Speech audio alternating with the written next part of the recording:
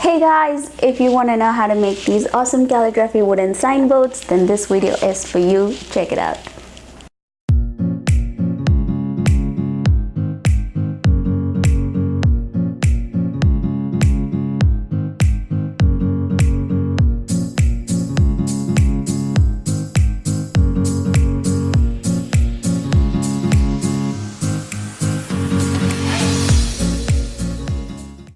Hi guys, welcome back to my channel Gracelyn Jones Artistry, and if you're watching my video for the very first time, I'm Gracelyn Daniel Jones. I'm an artist and I share videos of my journey with art on my channel.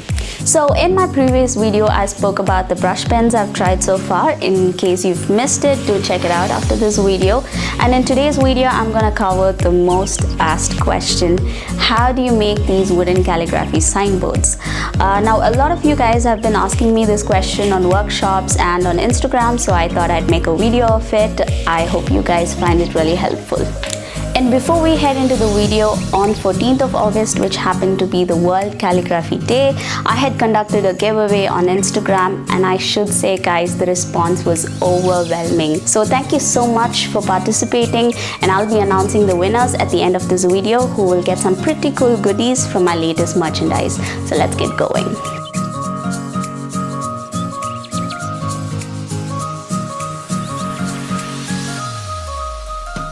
I'll be taking you step by step on how to make these wooden boards. This will include some carpentry work which you can do by yourself if you have the resources, or you can choose to get it done by a carpenter. The first step is to procure the wood. There are so many different kinds of wood that you can use, such as pine, oak, maple and many others.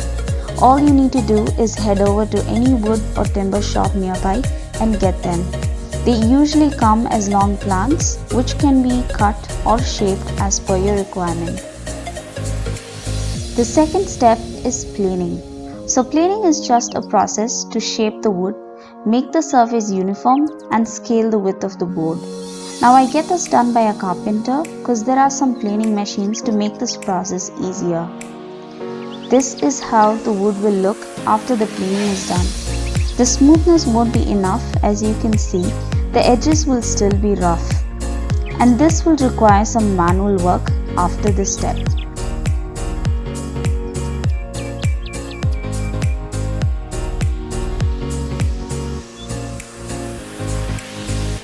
Step 3, as I like to call smoothing, for which I use a fine sandpaper and rub it on the surface and sides of the board to get a smooth surface apt for painting.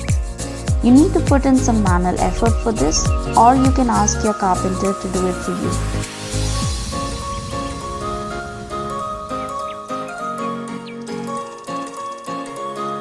The next is my favorite and fun step, staining.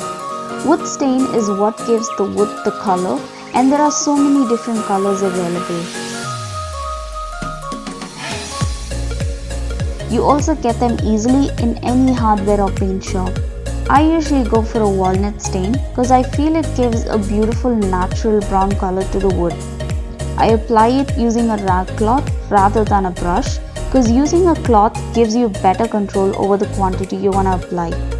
Also, you can apply multiple coats with a gap of 5 to 10 minutes between each coat, depending on the color gradient you want to achieve.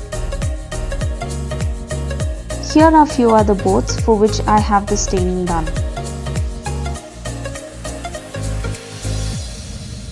Now that we have the board ready, let's focus on the design. The next step is where I make a rough sketch of the design on the board.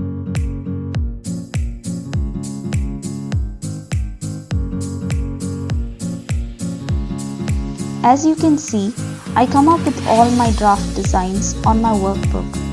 Once I finalize the design, I then use a pencil to make a rough sketch of it on the board. Sometimes, if the board is too dark, I use a white pencil to draw the letters. You can also use a white chalk if you do not have a white pastel pencil with you.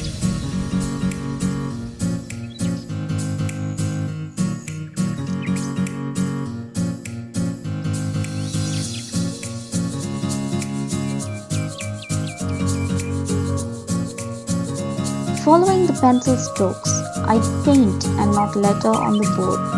I use fine pointed brushes, mostly around sizes 0 and 1, because they are easier to work with when I want to paint fine lines.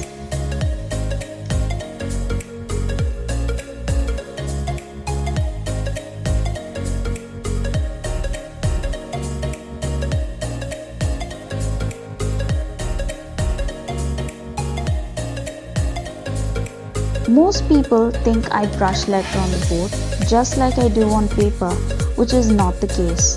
I use acrylic paint and it is not possible to do brush lettering with an acrylic paint and brush. Painting is always a bit tricky as you need to get smooth strokes evenly across the whole design. Once I'm done with the first coat, I leave it to dry for a night and do another coat over it to make it look thicker and spread the paint evenly over the letters.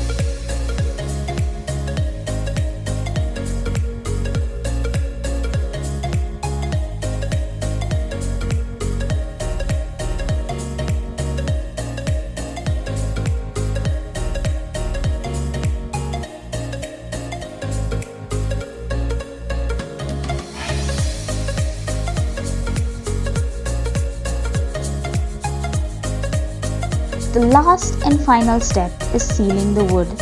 Before I do this, I leave the acrylic paint to dry for a day or so. I then use a matte varnish spray over the board to seal the paint. I do about 4 to 5 coats with 5 to 10 minutes gap between each coat. You also get these very easily in any hardware store. And that's about it. The wooden sign is done. Hello again, hope you guys really enjoyed this video. If you did, don't forget to give this video a thumbs up and also subscribe to my channel if you haven't already for many more such cool videos. Now for the most awaited time, the winners of my giveaway. But before that, I wanted to let you guys know that these people were picked totally on random. In fact, Google did the job of picking a random number and not based on personal favor. Now before I announce the winners, let's take a quick look at what these people will be winning.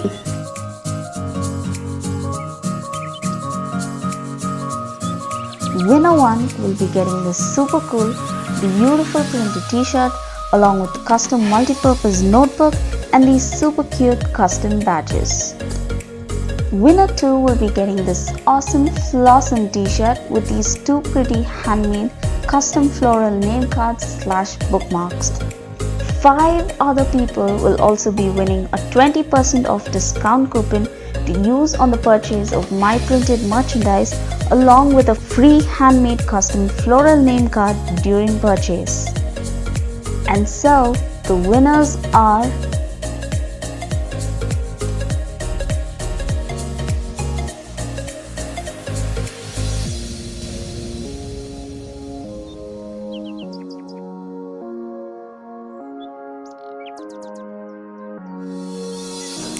a big congrats to all the winners. I'll be contacting you guys on Instagram to work out shipping, and for those of you who didn't win this time, I'll be conducting another giveaway pretty soon on Instagram. So don't forget to follow me on Instagram and on Facebook. My handle names are displayed on screen. You can also reach out to me through the comments below or DM me on Instagram if you guys have any questions, or if you guys have anything specific that you want me to talk about in the next video.